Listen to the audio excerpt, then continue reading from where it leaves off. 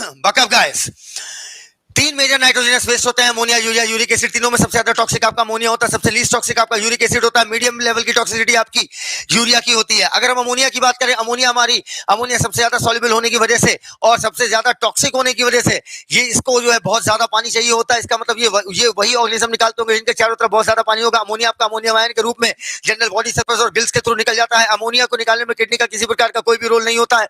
आपका अमोनिया निकालने वाली होती है बोनी फिशेस, मतलब फ्रेश वाटर फिशेस हो गई, आपका एक्वेटिक एम्फीबियन हो गया और एक्वेटिक इंसेक्ट हो गया। वहीं पर यूरिया की अगर हम बात करें, यूरिया यूरिक एसिड वो ऑर्गेनिज्म निकाले, क्योंकि अब आपका जो जीवन है वो आपका पानी से आ रहा था जमीन पर। अब पानी से अगर जमीन पे आ रहा था, इसका मतलब वाटर को, पानी से आ रहा था जमीन पे, इसका मतलब आपको वाटर कंजर्व करने की जरूरत पड़ी थी। आपका जो यूरिया होता है, यूरिया जो होती है वो आपकी किडनी बनाती है, किडनी जो यूरिया बनाती है वो आपका ब्लड में डालती है, ब्लड से होता हुआ, सॉरी यूरिया आपका, बेटा बाय बाय कर रहे हो यार, पहले सुन तो लो मेरी बात, बाय कर रहे हो, डिस्टर्ब कर रहे हो, चुप रहो, बोलना मत, चुप रहो। हाँ, आपका जो यूरिया होता है वो लीवर में बनता है, लीवर से यूरिया बनने के बाद ब्लड में जाता है, ब्लड उसे लेकर किडनी के पास जाता है, किडनी यूरिया फिल्टर करके यूरिन के माध्यम से निकाल देती है।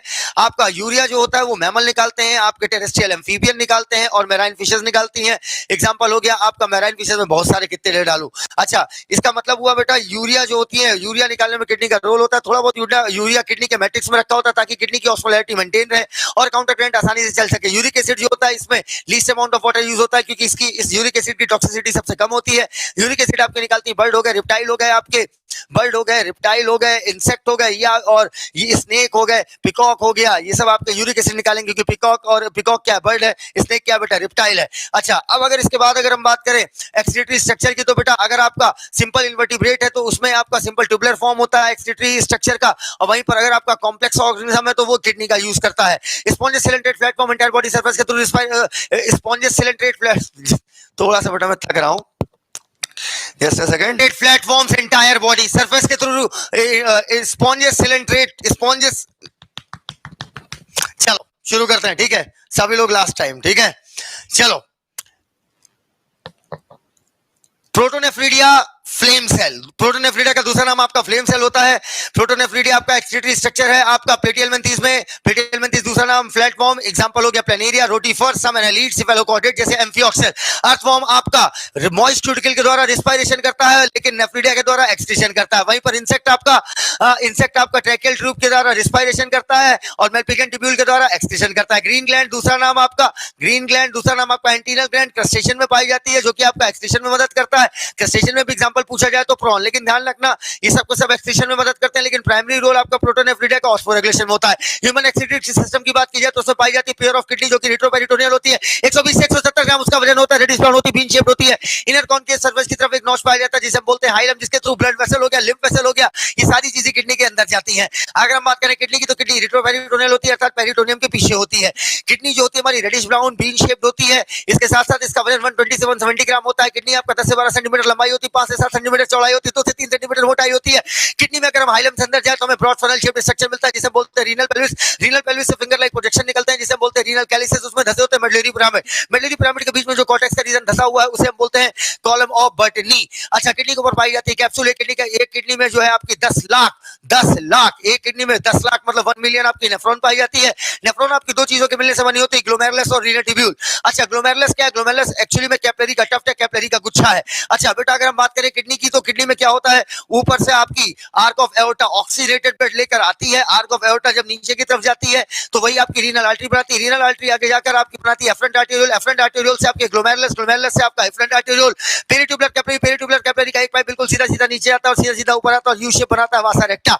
इसके बाद आपका ये वासा रेक्टा अल्टीमेटली आपका जाता है, ये peritubular capillary ultimately renal vein से होता हुआ इंफीरियर वेना कावा से चला जाता है हार्ट में, हार्ट के राइट एट्रियम में ब्लड डीऑक्सीडेटेड पहुंचा देता है। इसके बाद अगर हम बात करें नेफ्रॉन आपके दो प्रकार के, एक आपके थे कॉर्टिकल, एक जक्स्टामेडुलरी।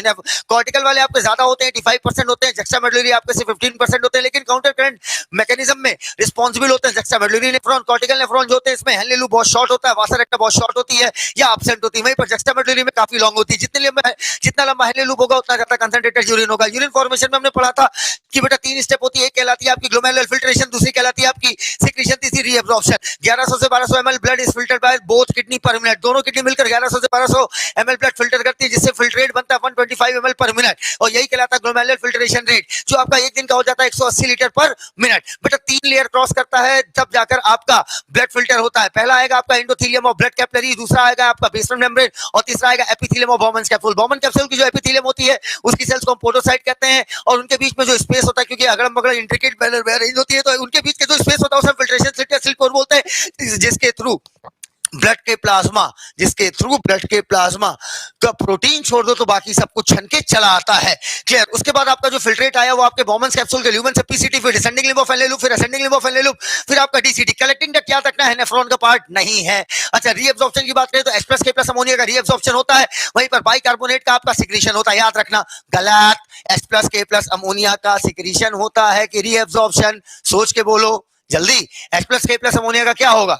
H+ K+ अमोनिया का सिक्रीशन होगा और बाइकार्बोनेट का रीअब्जॉर्प्शन होगा। Got it. अच्छा बताओ, पीसीटी आपकी ब्रश बॉर्डर क्यूबाइडल एपिथेलियम होती है। पीसीटी जो होती है ब्रश बॉर्डर क्यूबाइडल एपिथेलियम, जिसकी वजह से secretion. Got it.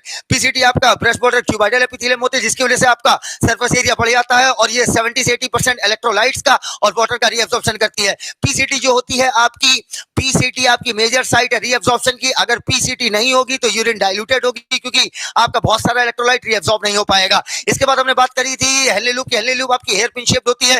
Descending limb of Henle loop जो होती है इलेक्ट्रोलाइट के लिए इंपरमेबल होती है, लेकिन वाटर के लिए परमेबल होती है। Ascending limb of Henle loop आपकी वाटर के लिए इंपरमेबल होती है, लेकिन इलेक्ट्रोलाइट के लिए परमेबल होती है। अच्छा, इसके बाद आपका आ गया डीसीटी। डीसीटी में कंडीशनल रीअब्जॉर्प्शन होता है। डीसीटी पर ही आपके इमरजेंसी हार्मोन्स काम करते हैं। डीसीटी जो होती है वो कंडीशनल सोडियम का आपका और वाटर का रीअब्जॉर्प्शन कराती है। याद रखना, कंडीशनल पीसीटी इज डीसीटी। अच्छा बेटा, अगर पीसीटी की बात करो या डीसीटी की बात करो, H+ K+ अमोनिया का सिक्रीशन होगा, वहीं पर बाइकार्बोनेट का रीअब्जॉर्प्शन होगा। अच्छा, अब बात करते हैं कलेक्टिंग डक्ट का। कलेक्टिंग डक्ट क्या करती है? लार्ज अमाउंट में वाटर का रीअब्जॉर्प्शन करती है, लेकिन याद रखना कलेक्टिंग डक्ट नेफ्रॉन का पार्ट नहीं होती। कलेक्टिंग डक्ट आपकी कॉर्टेक्स से इनर मेडुला तक धसी होती है। कलेक्टिंग डक्ट से थोड़ा बहुत यूरिया निकल कर मेडुलरी इंटरस्टिशियम में आता है, जहां से आपका ये यूरिया बहुत ज्यादा होने लगता है, तो thin segment of ascending limb of Henle loop में चला जाता है। ढेर सारी कलेक्टिंग डक्ट आपस में मिलकर बनाती है डक्ट ऑफ बेलेनी, और ये अल्टीमेटली रीनल कैल्विस से होता हुआ यूरिन आपका चला आता है रीनल पर। आपका ये यूरिन जो चली जाती है वो यूरेटर से यूरिनली बेटर, यूरेथ्रा से यूरिन हो जाती है आपकी बाहर। क्लियर। अच्छा, इसके बाद मैंने आपको काउंटर करंट मैकेनिज्म में बताया था। काउंटर करंट मैकेनिज्म आपकी मैमल में चलती है, और काउंटर करंट किसके बीच में चलती है? Ascending limb of Henle loop, descending limb of Henle loop, ascending limb of vasa recta, descending limb of vasa recta, ascending limb of Henle loop और descending limb of vasa recta, और descending limb of vasa recta और ascending limb of vasa recta. गलत। Descending limb of vasa recta और ascending limb of Henle loop. Got it. दोबारा बेटा, mammal में आपके counter current mechanism चलती है। Ascending limb of Henle loop, descending limb of Vasa, ascending limb of Henle loop, descending limb of vasa recta, descending limb of Henle loop, ascending limb of vasa recta, ascending limb of Henle loop, descending limb of Henle loop, ascending limb of vasa recta, descending limb of vasa रेक्टा। NaCl और urea इसका concentration maintain करती है, कितनी? 300 से 1200। अच्छा, urine आपकी 4 गुना ज्यादा concentrated होती है। जितना लंबा हेनले लूप उतना ज्यादा गाढ़ा, उतना ज्यादा गाढ़ी, उतनी ज्यादा कंसंट्रेटेड यूरिन होगी। अच्छा, इसके बाद अगर हम बात करें, इसके बाद बेटा हमने बताया था आपको regulation of kidney function. Regulation of kidney function में मैंने आपसे बोला था 3 तरीके का रेगुलेशन मैंने आपको पढ़ाया था। अगर लॉस ऑफ फ्लूइड होगा ऑस्मोरिसेप्टर एक्टिवेट होगा, ऑस्मोरिसेप्टर एक्टिवेट होंगे तो ये एक्टिवेटेड ऑस्मोरिसेप्टर हाइपोथैलेमस को message hypothalamus anti diuretic hormone निकालेगा, जिसका दूसरा नाम वैसोप्रेसिन है, जो कि न्यूरो हाइपोफिजिस के थ्रू निकलेगा। वैसोप्रेसिन वैसे में कंस्ट्रक्शन करेगा, ब्लड प्रेशर बढ़ाएगा, जीएफआर बढ़ जाएगा। अच्छा, इसके साथ-साथ आपका जो एंटी डाययूरेटिक हार्मोन है ये आपका डीसीटी से जाकर क्या करेगा? वाटर का रीअब्जॉर्प्शन करेगा, क्योंकि लॉस ऑफ फ्लूइड हो चुका है। खत्म। दूसरा रेगुलेशन की अगर हम बात करें तो आपका जब आपका लॉस ऑफ फ्लूइड होता है तो जेक्साग्लोमेरुलर एपरेटस की जेजी से रेनिन निकलती है। रेनिन में सिंगल एन होगा, जो कि लिवर के द्वारा बनाने वाले एंजियोटेंसिनोजन को एंजियोटेंसिन फर्स्ट और एंजियोटेंसिन फर्स्ट को एंजियोटेंसिन सेकंड में कन्वर्ट करती है। एंजियोटेंसिन आपका पावरफुल वैसोकंस्ट्रिक्टर है, जिसकी वजह से आपकी ब्लड की वेसल कंस्ट्रिक्ट करेंगे, बीपी बढ़ेगा, जीएफआर बढ़ेगा, और जो आपका ब्लड का वेसल कंस्ट्रिक्ट होगा, इसके साथ-साथ आपका जो एंजियोटेंसिन सेकंड है ये जाएगा आपका किडनी के ऊपर मौजूद एड्रिनल ग्लैंड के एड्रिनल कॉर्टेक्स से कहेगा अल्डोस्टेरोन निकालो, जो कि आपका सोडियम और वाटर का रीअब्जॉर्प्शन कराएगी पीसीटी में। पीसीटी नहीं डीसीटी। क्यों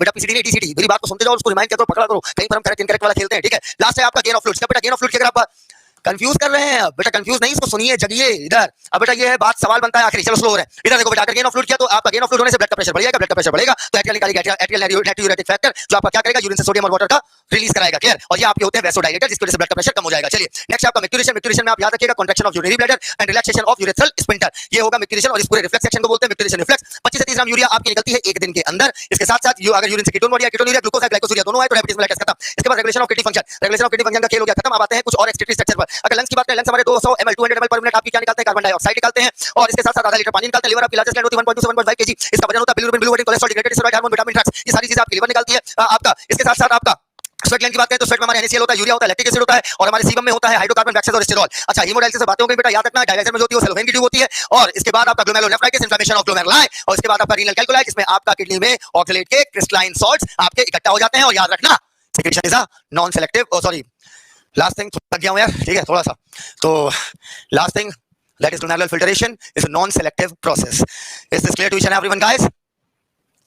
Is this clear to each and everyone?